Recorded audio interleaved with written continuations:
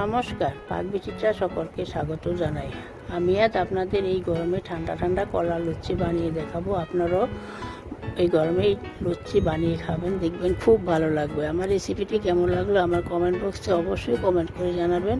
আর এই ধরনের নতুন নতুন রেসিপি পেতে হলে আমার চ্যানেলটি সাবস্ক্রাইব করতে ভুলবেন না। আর নোটিফিকেশন পেতে হলে বেল আইকনটি অবশ্যই প্রেস করে দেবেন। পাশে থাকার জন্য ধন্যবাদ। আজ আমি আপনাদের আরেকটি নতুন রেসিপি করে দেখাবো, কলা লুচি। গরমে ঠান্ডা ঠান্ডা লুচি খেতে সকলেই পছন্দ করে।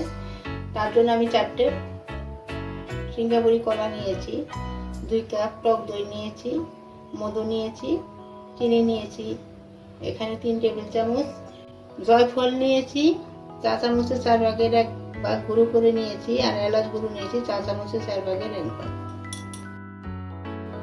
দেখুন, আর নিয়েছি ভ্যানিলা এসেন্স। এখন আমি কলার খোসা ছাড়িয়ে নিব, ছাড়িয়ে মিক্সিং জারে নিয়ে নিব।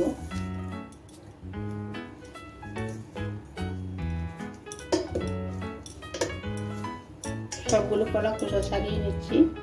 টক দই দিয়ে দিচ্ছি, চিনি দিয়ে দিচ্ছি,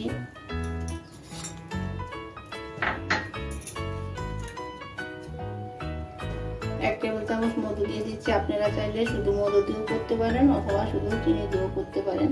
মিষ্টিটা আপনারা আপনাদের স্বাদ অনুযায়ী দেবেন, যে যেমন খেতে পছন্দ করেন। 1 কাপ ঠান্ডা জল দিয়ে দিচ্ছি, আপনারা চাইলে বরফ কুচিয়ে দিতে পারেন। জয়ফল গুঁড়ো, এলাচ গুঁড়ো। এখন আমি মিক্সির মুখটা বন্ধ করে দিচ্ছি, ব্লেন্ড করে নেব। দেখুন, 1/2 চামচ ভ্যানিলা এসেন্স দিয়ে দিচ্ছি। দেখুন, আমার কলা লুচি তৈরি হয়ে গেছে। এখন আমি গ্লাসে সার্ভ করে নিচ্ছি।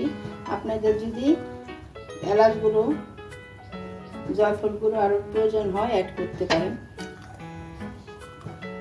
মিষ্টি আপনারা আপনাদের পরিমাণ মতো দিতে পারেন।